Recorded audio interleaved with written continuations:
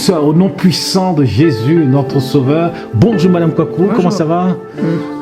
Dieu vous bénisse. Et encore, nous voulons partager la parole de Dieu avec vous. Et comme je le dis chaque fois, nous voulons tirer la substance et en faire une application afin qu'il y ait des changements, des transformations, des délivrances dans votre vie. Parce que Dieu est bon et il veut libérer, il veut délivrer. Ce matin, nous voulons, n'est-ce pas, que vous puissiez liker, bienvenue sur Emmanuel Kwaku TV, liker, nous sommes sur Facebook, sur Instagram, sur TikTok, sur toutes ces plateformes qui diffusent aussi l'évangile, et vraiment que Dieu vous bénisse au nom puissant de Jésus, notre Sauveur. Amen. Que vous soyez à Abidjan, Kinshasa, au Congo, que vous soyez au Gabon, en Europe, en Amérique, que Dieu vous bénisse au nom puissant de Jésus, notre Sauveur. Et nous voulons partager la parole de Dieu aujourd'hui. Le titre de mon message aujourd'hui, c'est « Pourquoi le péché sexuel détruit certains chrétiens ?» C'est le titre de mon message aujourd'hui. Pourquoi le péché sexuel détruit certains chrétiens? Madame Kwaku, tu sais que notre corps est sacré. C'est Dieu qui nous a créés à son image. Dieu nous a sauvés par grâce, par le moyen de la foi en Jésus-Christ. Il nous a rachetés à un grand prix. Et Jésus dit que nous sommes sa propriété. La Bible dit, si je vis, ce n'est plus moi qui vis, mais c'est Christ qui vit en moi. Et nous sommes devenus le corps de Christ. Et le Saint-Esprit dit que nous sommes devenus son temple. Cela veut dire que le corps est important. Le corps est sacré devant Dieu. Parce que c'est Dieu qui a créé le corps. Ce n'est pas Satan qui a créé le corps. Mais l'homme veut détruire le corps de Dieu. L'homme n'a pas créé son corps. L'homme pense que c'est mon corps, je fais ce que je veux avec. Mais ce n'est pas lui qui a créé. L'homme veut détruire le corps. Le diable veut détruire le corps. Les démons veulent détruire le corps. C'est que le corps a une importance. Le corps est important. Ah bah oui. Dans le monde physique comme dans le monde spirituel. Nous vivons dans une société, Madame Kwaku, où beaucoup, que ce soit dans la publicité, que ce soit dans l'art, que ce soit dans la vente, on met beaucoup maintenant l'accent sur le sexe. Et puis quand le sexe fait vendre. Le corps est important, pas le plastique, mais le corps que Dieu nous a donné pour qu'il soit en bonne santé. Exactement. Quand on a un corps en mauvaise santé ou qu'on est sur le lit d'hôpital, c'est compliqué. Hein. Exactement. Mais si tu peux le plus grand pasteur, mais si tu es sur un lit d'hôpital, tu peux pas prêcher, tu peux pas annoncer la parole. Donc il faut prendre soin du corps que le Seigneur nous a donné. Amen. Faire attention à ce que l'on mange, faire attention à ce que l'on fait avec ce corps-là. Amen. Et nous vivons dans une société où le sexe est banalisé. Le sexe est banalisé partout où tu vas, le sexe est banalisé. Que ce soit en Europe, que ce soit en Afrique. Je viens d'arriver d'Afrique. Je suis arrivé il y a quelques jours. Et j'ai vu que... Ah ouais. Et il vient du pays, attention. Il a vu la famille là-bas. Et je vois que beaucoup de gens qui se disent chrétiens banalisent l'acte sexuel. Tu peux voir un chrétien peut-être qui est marié, mais qui commet l'adultère, mais pour lui, ça ne veut pas dire grand-chose. Tu peux voir un pasteur, mais il est marié, mais il vit avec une autre fille, mais pour lui, ça ne veut pas dire grand-chose. Tu peux voir une femme de pasteur, même qui se prostitue, mais pour elle, ça ne veut pas dire grand-chose. J'ai entendu un témoignage, une femme de pasteur qui se prostitue. Mais le sexe est banalisé. On voit même que des fois, dans certaines régions du monde où il y a des chrétiens, certains pasteurs quittent l'assemblée parce qu'ils sont tombés dans le péché. Ou ils ont été virés par l'assemblée parce qu'ils sont tombés dans le péché, que ce soit en Australie, aux États-Unis ou en Europe. Ou certains même pasteurs, certains hommes de Dieu qui étaient responsables de télévision chrétienne ont quitté la télévision chrétienne pour partir avec une femme. On en a vu. On a vu certains même qui étaient responsables de télévision qui ont commis l'adultère à cause du péché sexuel. Le péché sexuel. Les gens ne font pas la différence entre l'amour vrai qui sort du cœur et le sexe. Les gens mélangent tout. Ils mélangent tout. Et le péché sexuel a un impact sur beaucoup de chrétiens. Le péché sexuel a inondé nos assemblées. Si même les responsables d'assemblée succombent à cela, eh bien les chrétiens, ils suivent. Les chrétiens, ils suivent. Et puis pire, des fois certains Pire encore. officialisent leur adultère, Oui. puisqu'ils se Oui, exactement. divorcent, ils se remarient avec la femme. Qu'ils ont... Avec cette femme, ils ont trompé leur propre femme avec cette dame-là, et ils officialisent leur comportement adultérin. Exactement. Donc, on vit dans une société où le vieil homme, vous savez que depuis que Adam a chuté, le vieil homme veut sa part du gâteau. Le vieil homme sait que son temps est limité. Le vieil homme veut se rassasier de péché. Le vieil homme veut goûter à tout. Donc, on voit que dans l'église, il y a le vieil homme qui est encore là, le vieil homme qui fatigue beaucoup de chrétiens, le vieil homme qui fait que beaucoup de chrétiens tombent. Le vieil homme, et nous pouvons le voir même avec David. David, on a vu comment il a chuté. On peut le voir avec Salomon qui en avait 1000. Waouh, comment il fait. On peut le voir avec Samson, Dalila, et certains hommes de Dieu. La faiblesse sexuelle, chez les hommes et chez les à femmes. part Joseph, dans l'Ancien Testament, enfin, ils ont tous été polygames d'une façon ou d'une autre. Ils ont eu des problèmes. Oui. Des problèmes. Et cela même leur a posé des problèmes. Que ce soit Abraham, que ce soit je ne sais pas qui, que ce soit David, Salomon, Samson, ça leur a posé des problèmes. Mais bien sûr. Parce que le problème, le péché sexuel, tu peux le commettre, mais ce n'est pas gratuit. Parce que ça va avoir des effets sur toi. Des effets au niveau de tes enfants, des effets sur même ta vie physique ou spirituelle. Quoi qu'il arrive, il aura des conséquences. Dieu pardonne, mais il aura toujours des conséquences dans la vie de ces chrétiens-là. Et on peut le voir quand on lit la Bible. Ces unions illégitimes ou ces péchés que ces hommes de Dieu commettent, eh bien, ont toujours des conséquences. Certains m'ont dit, mais écoute, c'est pas un crime d'aller avec une femme. C'est légal, du moins qu'elle est consentante. C'est pas un crime de commettre... enfin, tu comprends ce que je veux dire? C'est légitime d'avoir une maîtresse. C'est notre culture. Certains le diront, ici en Europe. Si tu dis aux gens, vraiment, ça c'est pas bien, tout ça, on va dire, mais écoute, c'est légitime. Ils vont te dire ça. Ils vont te dire que c'est légitime. Mais les gens ne se rendent pas compte qu'en faisant cela peut nuire à leur réputation, au respect même qu'on a pour eux. Réputation, ils peuvent détruire même la crédibilité qu'ils avaient.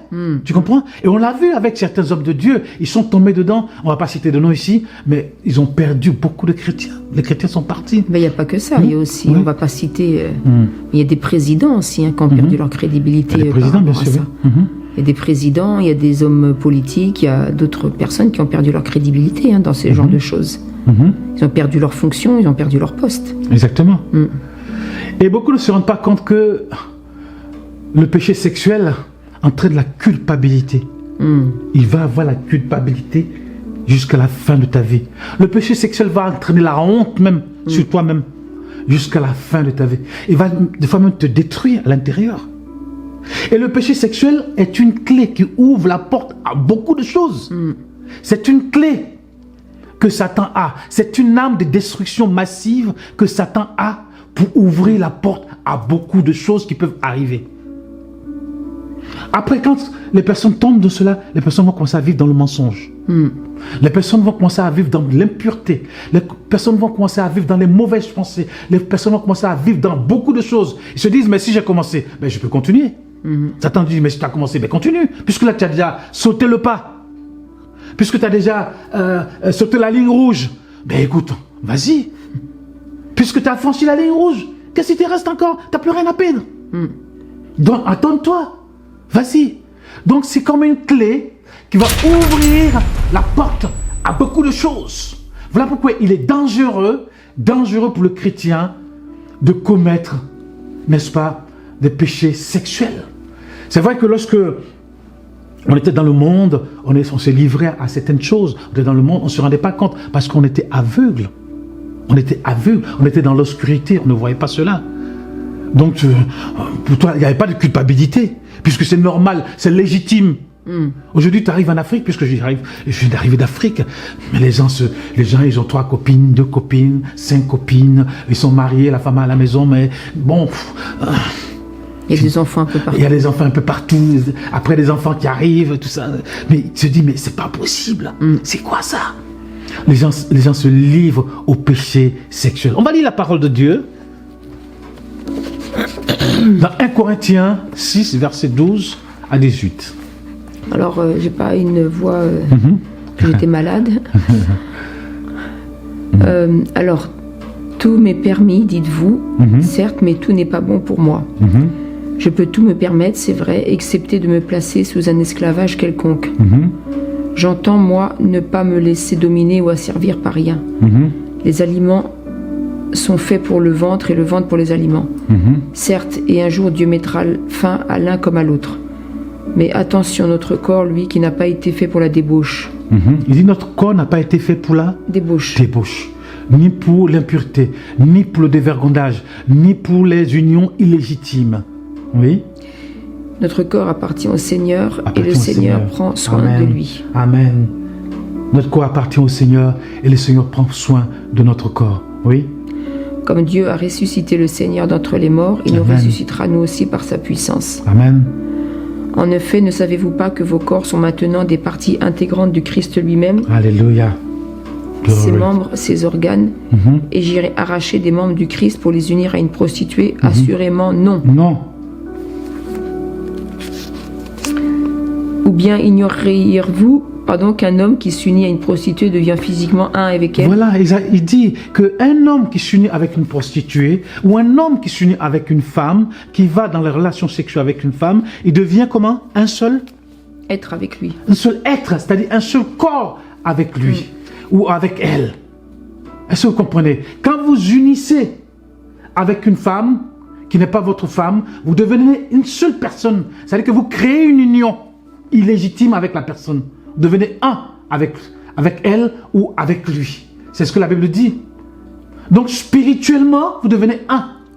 Si c'est un démon, vous allez devenir un. Spirituellement et physiquement, vous devenez un. Même pour les femmes encore, c'est grave encore. Parce que l'homme va mettre ses semences dans la femme. Donc ça devient encore plus grave. Parce que ces semences vont rentrer dans le corps de la femme. Tu comprends ce que je veux dire? C'est encore plus grave encore. Bon, les deux côtés sont graves parce que l'homme aussi, il a envoyé ses semences ailleurs. Tu comprends ce que je veux dire? Donc ça devient une union entre ces deux personnes. Une union illégitime et spirituellement illégitime. Voilà pourquoi nous disons que le péché sexuel quand même peut détruire le chrétien. Oui. C'est quand même grave. On peut lire la suite. Par contre, celui qui s'unit au Seigneur devient spirituellement un avec lui grâce à son esprit. Amen. C'est pourquoi fuyez le dévergondage et les unions illégitimes. Amen. On va s'arrêter là. Il dit c'est pourquoi fuyez le dévergondage et les unions illégitimes. Fuyez. Cela veut dire quoi? Cela veut dire que le péché sexuel est plus fort que le chrétien. Christ nous a donné, mais on avait tellement de pasteurs tombés. Madame Kouakou, tellement de pasteurs tombés. Si Paul dit fuyez, c'est parce qu'il ne s'agit pas de donner simplement le dos, mais il dit partez en courant. En courant. Partez en courant. Comme un esclave qui s'est échappé. Pas en courant, mon gars. Comme un prisonnier qui s'est échappé. Pas en courant. File. Ne parle même pas avec lui. N'essaie pas d'aller te battre avec lui. Parce qu'il sera plus fort que toi. Paul dit fuyez. Il n'a pas dit aller parler avec lui, commencer à prier, à faire le jeûne et la prière, je vais te brûler, je vais te... Non, il dit fuyez. Run. Run away. Fuis. N'essaie pas de t'amuser pour dire je suis un chrétien fort, je connais la Bible par cœur. Oh mon frère, il y a des pasteurs qui connaissent la Bible par cœur, mais aujourd'hui ils sont tombés. Sont tombés, des pasteurs qu'on aime de tout notre cœur, mais qui sont tombés. Voilà pourquoi Paul dit fuyez, partez en courant, les gars. Il est trop dangereux. Il y a eu trop de dégâts. N'essayez pas de discuter avec lui, n'essayez pas de dire voilà, je suis plus fort parce qu'il y a le Saint-Esprit qui est en moi. Mais fuyez. Fuyez, c'est ce que Paul dit. C'est le seul mot qui sort ici. Run away, fuis. N'essaie pas de dire, vraiment, cette semaine, je suis fortifié, vraiment, on a passé un bon culte, je suis fortifié, donc rien ne peut m'atteindre. Hein, le garçon là peut venir faire ça, la fille peut venir faire ça, mais ça ne m'atteint pas. Mon gars, faut fuir. Paul dit, fuyez. Paul même qui n'a jamais été marié, il dit, fuyez. C'est qu'il a été inspiré par le Saint-Esprit. Paul n'a jamais été marié. Paul n'a pas allé dans des endroits, peut-être que quand il était encore sans le Seigneur, peut-être qu'il a connu certaines choses. Mais Paul dit, fuyez. C'est le mot qui nous intéresse ici. Fuyez. Comme un prisonnier qui s'est échappé. Fuyez. Comme quelqu'un qu'ils ont attrapé, ils ont mis quelque part. Fuyez. Madame Kwaku, comme Joseph a fui la femme de Potiphar, il faut fuir. Il ne faut pas t'arrêter et commencer à prier en langue. Non, ça ne marche pas, mon gars. Tu ne vas pas commencer à prier en langue matin, midi, soir. Mais demain, là, le diable va revenir encore. Il dit fuyez. Et nous voulons fuir. Nous ne voulons pas nous amuser avec les œuvres de l'ennemi, avec les œuvres du diable. Il dit, qu'est-ce qu'il a dit? Fuyez le dévergondage et les unions illégitimes. Le dévergondage, l'amour libre, enfin le sexe libre. Fuyez ces choses-là. Et aujourd'hui, dans notre société, nous voyons que même dans l'église, on voit des choses mais incroyables. En Afrique, on voit des choses incroyables. Des gens qui se disent chrétiens, mais qui vivent comme des païens. Ils viennent à l'église, ils chantent le Seigneur. Ils dansent et tout ça. Ils chantent vraiment, ils crient Alléluia. Ils prient en langue. Mais quand ils sortent, tu te dis, mais le soir arrive, tu te dis, mais c'est les mêmes personnes là que j'ai vues à l'église qui sont en train de faire ces choses-là. Tu te dis, mais il y a quelque chose qui ne va pas. Il y a là une duplicité. Il y a là une maladie psychiatrique. Des sick. Ils sont malades. Des sick, ils sont malades. Des gens qu'on a vus à l'église qui louaient le Seigneur, qui criaient Alléluia, qui pleuraient. Qui pleuraient. Et là, le soir, on a l'impression que c'est plus des anges, ils sont devenus des démons. Ils sont en train de faire ces choses-là. J'ai dit, Madame Kwaku, le soir, en Afrique, va te mettre dans un endroit et observe les gens passer. Tu seras surprise de beaucoup de choses. Même ici, en Europe aussi. Quand les chrétiens sortent là, on voit des gens, il faut les suivre. En une heure, tu seras surpris de beaucoup de choses. Beaucoup de choses. Peut-être il y a un gars même qui attend. Il envoie un testo. Donc le gars, il attend dans un bar à côté. Quand elle sort au métro, ils s'en vont ensemble. Tu sais même pas. Ou il y a une fille qui attend au métro, testo, après ils s'en vont. Toi-même, tu seras surpris. Va t'arrêter à une correspondance de métro, tu vas les voir passer. Tu dis, c'est les gars là qui étaient à l'église, qui chantaient, qui louaient, qui étaient vraiment touchés par la parole de Dieu. Je prêchais, ils étaient touchés. On priait pour eux, mais ils tombaient. Tout ça, ils parlaient en langue et tout. Tu te dis, mais ça a été quoi? Une comédie, c'est quoi? Paul dit, fuyez. Fuyez. Tu sais, il y a des animaux qui connaissent leurs ennemis. Quand ils voient leurs ennemis, ils fuient. Quand le chat, il voit le chien, il fuit. Il y a des animaux, ils connaissent leurs ennemis. Quand le gnou voit le lion, il fuit. Parce qu'il sait qu'il ne peut pas tenir contre le lion. Et nous, les hommes, on veut s'amuser avec le péché. Mais t'es mort, dedans, dans le film. T'es mort dans le film. Paul dit, fuyez. Alors, si tu es là, encore ce matin, tu nous écoutes, sache que le Seigneur t'aime. Amen. Le Seigneur veut que tu ailles de victoire en victoire avec lui. De gloire en gloire avec lui. Que tu sois délivré. Dieu n'est pas là pour condamner. Dieu n'est pas là pour condamner. Il n'y a plus de condamnation pour ceux qui sont en Jésus-Christ. Alléluia. Ne vis plus dans la dépression parce que la culpabilité entraîne une dépression. La culpabilité entraîne la honte. La culpabilité d'avoir commis ces péchés entraîne beaucoup de choses dans ta vie. Il n'y a plus de victoire, il n'y a plus de... Mais Dieu veut t'aider à aller de victoire en victoire. Dieu veut t'aider à triompher de ces choses-là. Tu peux demander pardon au Seigneur. Le Seigneur accepte le pardon, mais tu dois vivre maintenant une nouveauté de vie avec le Seigneur. Ta vie doit être une vie nouvelle en Jésus-Christ. Si je vis, ce n'est plus moi qui vis, mais c'est Christ qui vit en moi. Les choses anciennes sont passées, toutes choses sont devenues nouvelles en Jésus-Christ. Moi, je bénis le Seigneur parce que moi, je suis dans la joie de savoir que en 27 ans de mariage, je suis resté moi-même J'ai pas fait de bêtises. En tant que pasteur, c'est que je dors. Quand je dors, moi je dors. Quand je me réveille en paix. Et je suis avec Dieu. Et ma paix est immense. Ma paix est totale avec le Seigneur. Et ma relation avec Dieu, elle est limpide. Ma relation avec Dieu, elle est limpide. Quand je me présente devant le trône de la grâce, mais je suis clean devant Dieu. C'est le Saint-Esprit agit en moi et je rayonne devant Dieu. Je ne suis pas sali par le péché de ce monde. Je suis éclairé par le Saint-Esprit.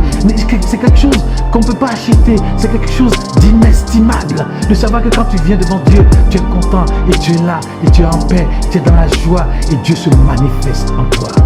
Vraiment que Dieu vous bénisse encore ce matin et que Dieu vous restaure dans le nom puissant de Jésus-Christ.